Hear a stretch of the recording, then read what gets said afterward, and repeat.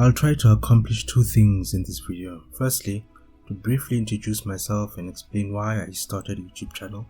Secondly, to explain why it has anything to do with books. They are closely related, and I hope I'll be able to explain how that is. My interest with books started with a question that I first had in high school, that I still have and still trying to figure out. Who do I want to be when I grow up? Or when I'm older? I don't know where the question gripped me. I think it has something to do with my father, but I don't remember why exactly. It might seem like a simple cliched question. I didn't think that at the time, and I still don't. Let me explain. Usually, when people answer any question about their aspirations for the future, they describe the job title or titles that they want, and maybe along the way start talking about the material possessions that they want to have. The who question for me is a different question. It asks for a description of the person outside the titles and possessions.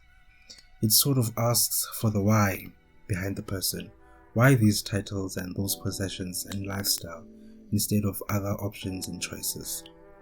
Unlike the what question, which is an aspiration question, the who question is an existential question.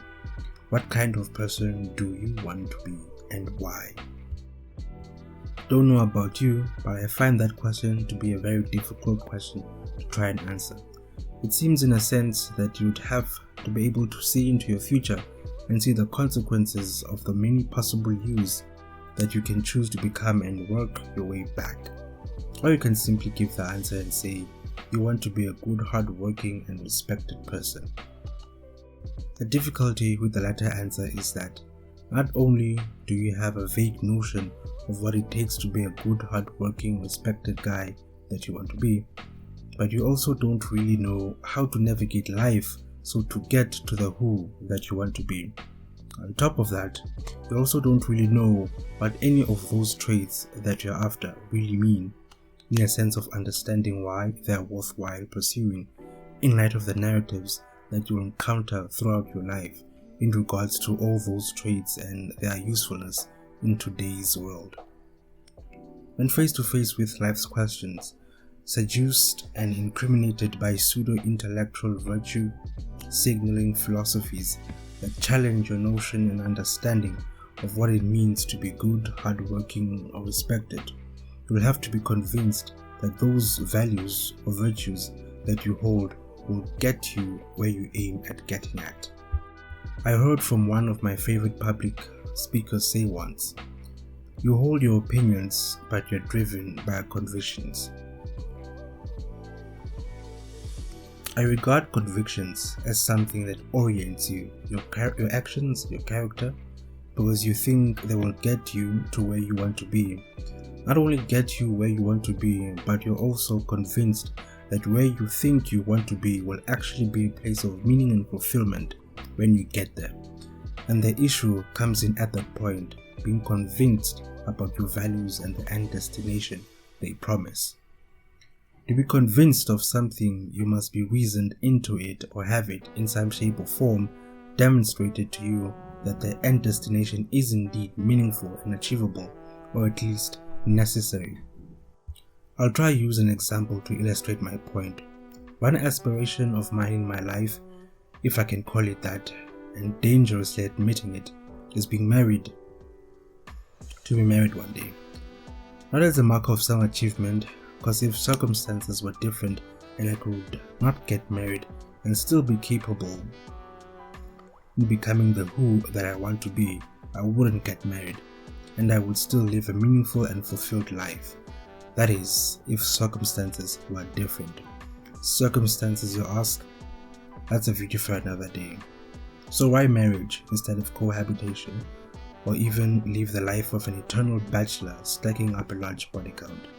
It's a long, complex, and still under formulation answer, but the short version is because of the who that I wanted to become as a man. Because of the meaning, the value, and the virtue that I see behind the act, the institution, and the relationship between the individuals. I know I'll have to defend and elucidate these statements and sentiments that I'm making about marriage, and I will, but that's where my weakness and love of books come into play. One problem that I have is that I can conceptually see an idea in my head, but my shortcoming is that I struggle to translate that picture from my head to communicable text or speech that I'm also satisfied will fully grasp the idea that's floating in my mind.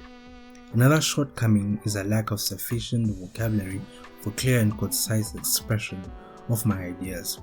I find myself thinking about concepts and ideas that not only require precise vocabulary to express them, but also knowledge to back them up with. I need to know that my thoughts are grounded in fact and reason, in order to be able to face the persuasion of being swept up by the madness of the crowd and let the current culture dictate my life, thinking, and make choices for me.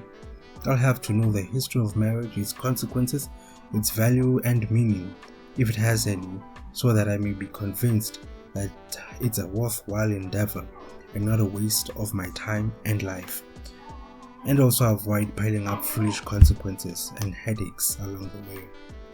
This quest has led me down a spiral into a long list of topics and books on different subjects, books that may not look like they are related on any grand or overarching theme, but they are. Books from like axiology, teleology, existentialism, statistics, to name but a few. It is so that I can have tools and material for thinking with, to formulate my thoughts with, wrestle and possibly defend, not exclusively, the institution of marriage, but also other ideas and or values that I may hold and think are worthwhile holding and or defending. I think that's the best way for keeping an engaged, limitless, and intentional reading interest. When you have questions that are personal to you that you're trying to figure out and answer for yourself, it may also help if you have a private life and aren't afraid to be alone with your own thoughts, without loud music in the background, TV, or social media. That will sure allow you to examine yourself a bit more. This will be a painstaking journey, my very own uphill battle, being in a situation that's not favorable for me to be doing this sort of thing, starting a YouTube channel, but I think it's necessary.